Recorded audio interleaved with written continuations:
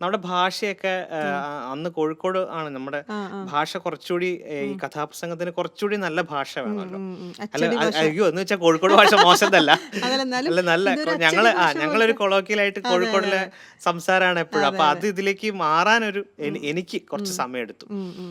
അപ്പൊ അതുകൊണ്ട് തന്നെ ഇവിടെ വരുമ്പോ ഈ കോട്ടയം ഈ ഭാഗത്തേക്കുള്ള ഉം, ഭാഷ ഉം, അവരങ്ങനെയുള്ള കുട്ടികൾ മികച്ചതായിട്ട് ഉം. പെർഫോം ചെയ്യായിരുന്നു. ഓ അപ്പം ശരിയാണ്. അപ്പൊ അവർക്ക് അങ്ങനെ പ്രൈസ് അങ്ങനെ. ഉം, അപ്പം ഉം, അതിലേക്ക് പിന്നെ ഞാൻ യൂണിവേഴ്സിറ്റി കാലിക്കറ്റ് ഉം, യൂണിവേഴ്സിറ്റി കലോത്സവങ്ങളിൽ വന്നപ്പം ഉം.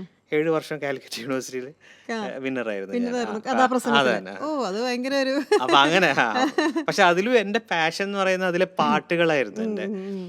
പിന്നീട് ഒരു എന്താ പക്ഷെ ഇപ്പൊ പറയാ ഒരുപാട് കഥകള് ഇങ്ങനെ പഠിക്കണ്ടേ ആ അല്ലേ ഇരുന്നിട്ട്? അതാണ് എന്റെ ഏറ്റവും വലിയ ചാലഞ്ച്. അതുകൊണ്ട് ഞാൻ നിർത്തിയതും. അത് ശരി. ആ രണ്ട് കാര്യങ്ങളാണ്. ഒന്ന് ആ ഇത് കാണാപ്പാഠം പഠിക്കണം. ആ അത് ഞാൻ ഓർത്ത്. കഥാപ്രസംഗം എന്ന് പറഞ്ഞാൽ നമ്മള് ഒരു സ്പോട്ടിൽ അത് ചെയ്യും വേണം, അതെ, അത് ആളിൽ എത്തിക്കും വേണം. അതെല്ലാം ബൈഹാർട്ട് ചെയ്യണമല്ലോ. ആ 15 ഇപ്പൊ എന്താ പറയാ കോളേജ് കലോത്സവങ്ങളിൽ 15 മിനിറ്റ് ആണ്. ഓ ഓക്കെ അപ്പൊ ഈ ഓക്കെ. 15 മിനിറ്റ് കഥ നമ്മൾ ബൈഹാർട്ട് ചെയ്യണം. അതിപ്പോ ഈ 1.5 മണിക്കൂർ അതെ പറയുന്ന അതെ ആളുകൾ അതെ 2 അതെ. മണിക്കൂർ പറയുന്ന ആളുകളുണ്ട്. ആ ആ